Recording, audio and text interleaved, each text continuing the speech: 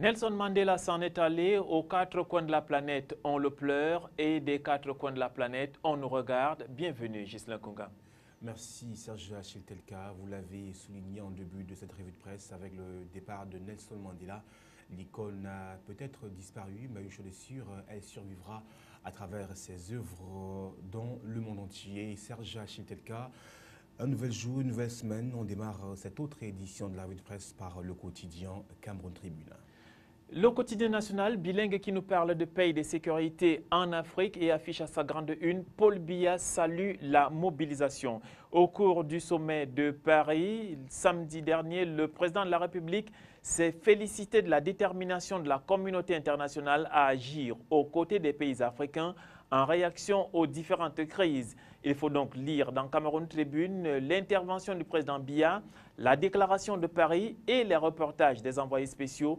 C'est contenu dans les pages 2 à 7. Et puis, nous le disions à l'entame de cette revue de presse, le monde entier pleure Mandela et Cameroun Tribune ne pas évoquer cette icône qui restera gravée dans les mémoires.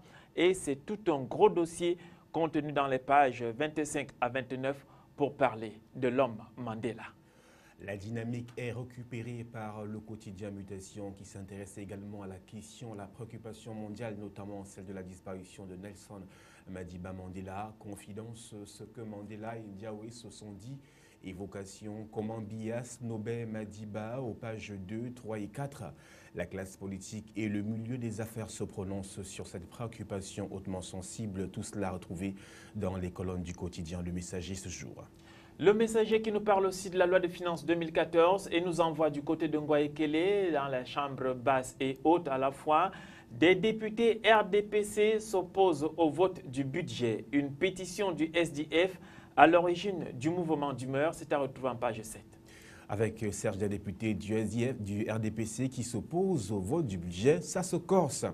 La suite toujours dans le quotidien Le Messager, administration, incendie au ministère de la Santé publique, une douzaine de bureaux consumés, page 5. La question pourrait se poser, qu'est-ce qui brûle les ministères au Cameroun après les marchés? Place Serge Achille Telka au ministère.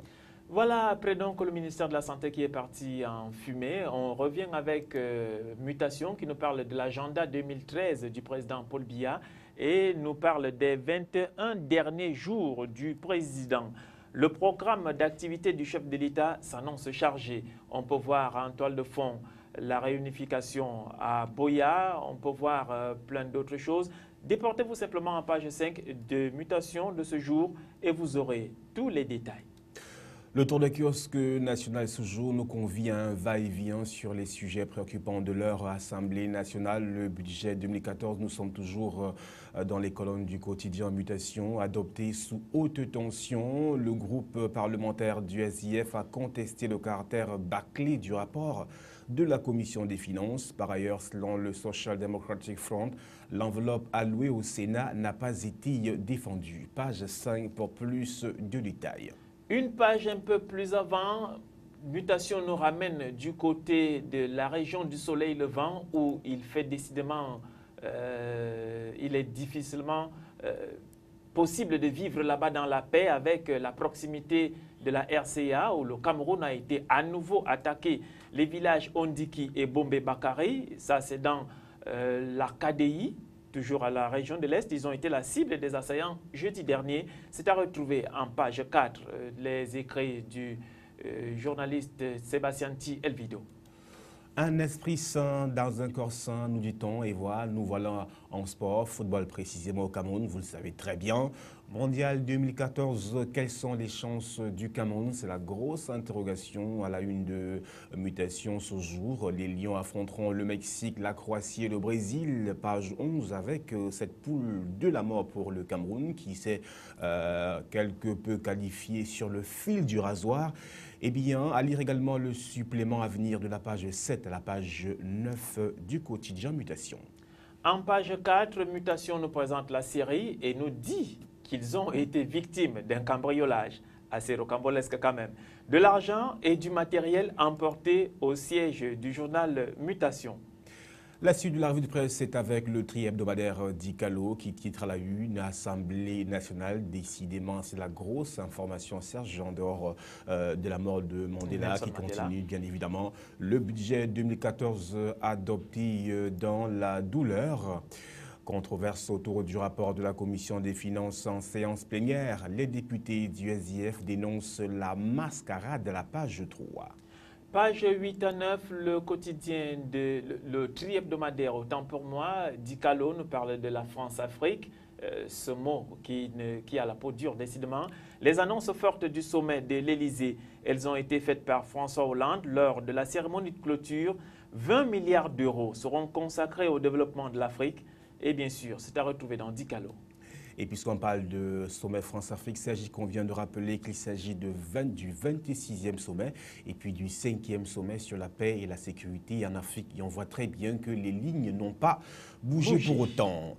D'Icalo poursuit avec une autre interrogation. Nelson Mandela, un constat obsèque exceptionnel pour Madiba. Page 8, no comment. En page 7, nos comments également, détournement des employés de la CRTV et de l'autorité aéronautique traduit au TCS, le tribunal criminel spécial. D'Icalo continue dans sa démarche avec un autre secteur à présent, l'éducation. 1684 nouveaux enseignants sur le terrain. C'est bien de les déployer sur le terrain. Encore faudrait-il que les salaires puissent suivre. Page 7, Serge. Et bien sûr, cette fois-ci, nous sommes à l'anecdote qui nous est parvenue ce jour et qui décidément continue de tirer à boulet rouge sur le ministre Lazare Emmanuel Simi-Meignen. Près d'1 milliard en surfacturation et Simi-Meignen, l'ex-ministre des Finances, ordonne la multiplication par 1000 d'une facture de 748 200 francs CFA. Une lettre de l'actuel ministre de l'Agriculture ordonne le reversement des droits de douane Systach et Sigma au cabinet Challenger Corporation.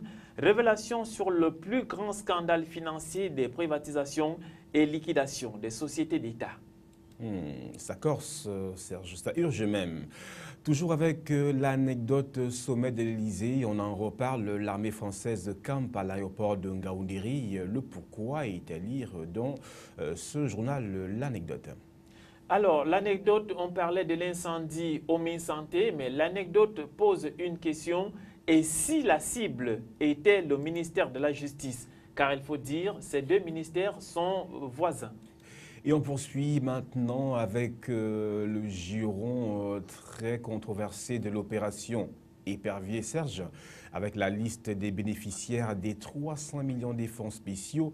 Schleck Gilbert, Soga Émile Zéphirin, Pascal Maniague-Mabé, le très controversé, Bargangue Martin, Maurice Kamto. Parmi les bénéficiaires, et bien le rapport d'Amadou Ali à Paul Biya, aux pages 2 et 3 du journal L'Œil du Sahel. Et puis L'Œil du Sahel qui nous amène du côté de l'extrême nord, plus précisément dans le Mayoraï, où Célestin Nyandal est jeté en prison. Qui est-il?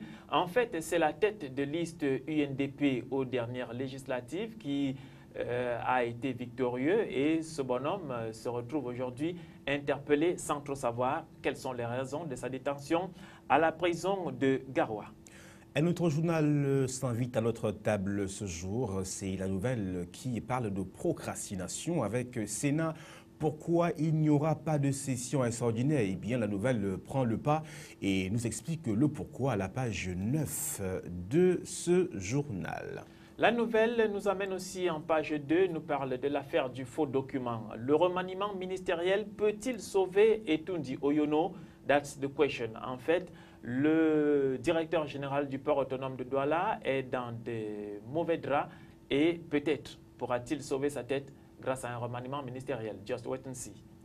La question de Amadou Ahidjo refait surface à travers la nouvelle ce jour. Sacrilège, peut-on lire. Comment Timi Evuna, alias Jack Boa et Dumo Monté ont effacé la mémoire d'Ahidjo. Comment cela s'est fait? Eh bien, page 10 pour avoir d'amples éclaircies sur cette préoccupation.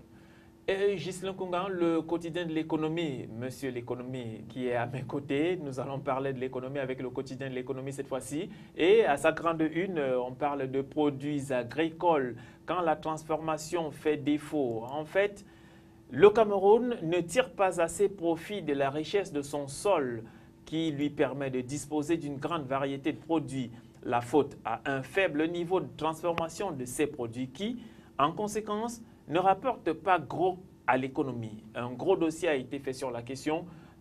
C'est un dossier contenu dans les pages 5 à 8. Et bien sûr, le quotidien de l'économie nous amène dans un autre univers. Eh bien, l'État a économisé 100 milliards de francs CFA depuis 2012. On parlait ici des marchés publics. On parle à présent du commerce. Serge Achille-Tetka avec le riz, cette denrée très prisée des Camerounais. Eh bien, le riz surclasse le poisson à l'importation, page 3. Et puis, Assemblée nationale, décidément, c'est l'actualité. Le projet de loi des finances 2014 a été adopté, nous dit-on, de ce côté-là. Bien sûr, c'est donc en restant de ce côté-là que nous, ici, nous vous invitons à rester sur les programmes de CAM News 24 qui se poursuivent. Merci Ghislain. Merci Serge, madame, monsieur, merci à tous et surtout vive la légende de Nelson Mandela.